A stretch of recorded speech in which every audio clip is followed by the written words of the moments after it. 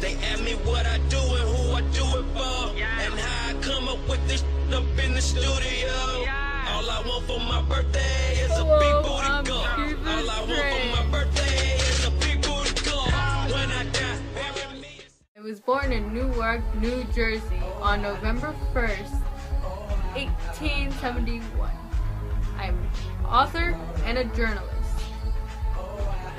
I went to Claverack College. I am the 14th and the last child. Famous novels are The Red Badge and Maggie, a Girl on the Streets. Now let me tell you a little something about my stories. First story, The Red Badge, is about a young lad named Henry Fleming who enlisted in the Union Army and discovers many new things about himself. Henry has been in the army for a while, but he never got to experience a real battle or see any action. He feels like a coward, but he won't admit it, and he tries to get his friends to say they are scared as well, although they have not mentioned anything about it and look very brave. Then he sees his very first death. Two men give him letters to deliver to their families in case they die. Henry goes to his first battle and does well.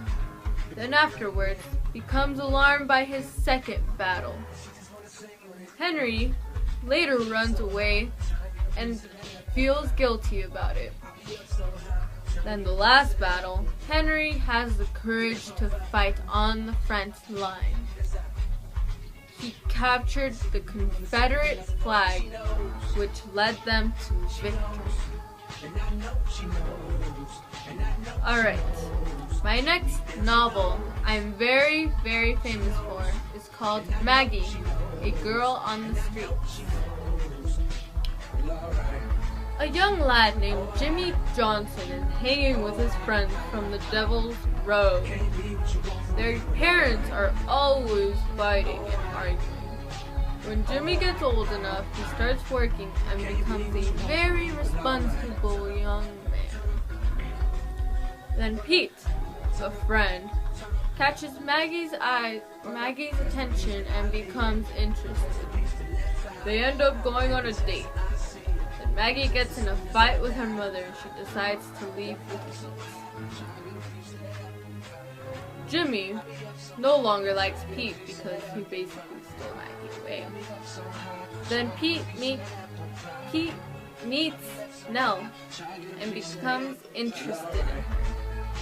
He leaves Maggie. Having nowhere to go, Maggie has no other option and turns to the streets and becomes a prostitute.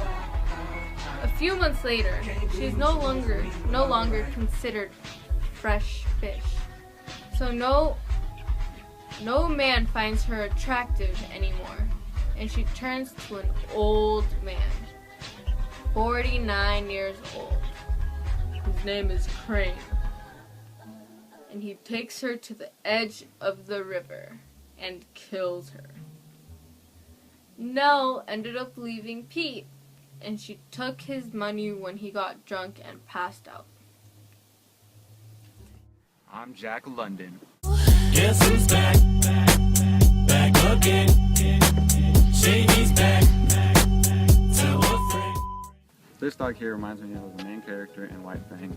The main character was called White Fang, and he was a dog that was half wolf, half dog, just like his mother. They go to an Indian village where the mom's master is. He then captures her and White Fang too. The mother is sold to another Indian, while White Fang stays with Gray Beaver, his master. The other dogs terrorize White Fang, especially one named Lip Lip. White Fang becomes more vicious and is encouraged by her master. Another book I wrote was called Call of the Wild. It was about a buck, a powerful dog, half St. Bernard, half sheepdog. It would live on Judge Miller's estate in California's Santa Clara Valley. He lives a comfortable life there, but it comes to an end when the men discover gold in the Klondike region of Canada. and a great demand of strong dogs to pull sleds arises. Buck is kidnapped by a gardener on the Miller estate and sold to dog traders, who teach Buck to obey by beating him with a club and subsequently ship him north to the Klondike region. Attack Bella. We're homies, okay?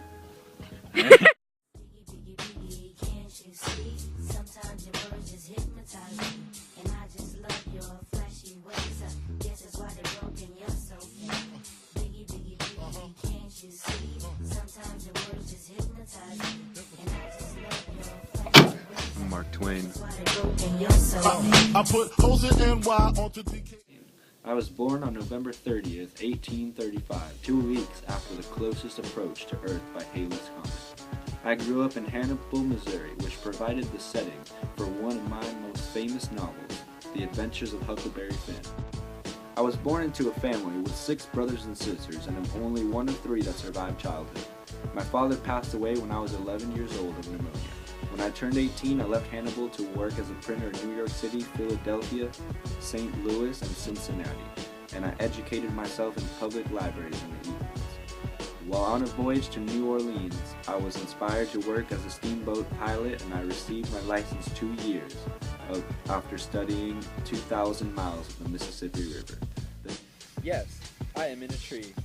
I like to come up here for some inspiration. In fact, this is where I wrote some of my most famous novels like The Adventures of Tom Sawyer, The Adventures of Huckleberry Finn, and The Prince and the Pauper, and many more. Let me start by talking about one of my most famous novels, The Adventures of Tom Sawyer. This book is about a young boy growing up along the Mississippi River. The story is set in the fictional town of St. Petersburg. Tom Sawyer, the main character in the novel, is a boy living with his Aunt Polly and half-brother Sid, and sets out with his friend Huckleberry Finn to find buried treasure, coming across obstacles throughout the story. Hello! See the setting from my next book, The Adventures of Huckleberry Finn, which was intended as a sequel to The Adventures of Tom Sawyer. This book is about a boy named Huck Finn that runs away from his abusive father and helps Jim, who is a slave during this time, become a runaway and set out to Cairo, Illinois, and come across many ups and downs throughout. Another book I wrote is called The Prince and the Pauper. It's about 2 young boys identical in appearance, Tom Canty, who lives with his abusive father and is a peasant, and Prince Edward, son of King Henry VIII, living an extravagant life in a palace. They decide to change places with each other, each in search of a different life than they are living right now, and come across many obstacles throughout.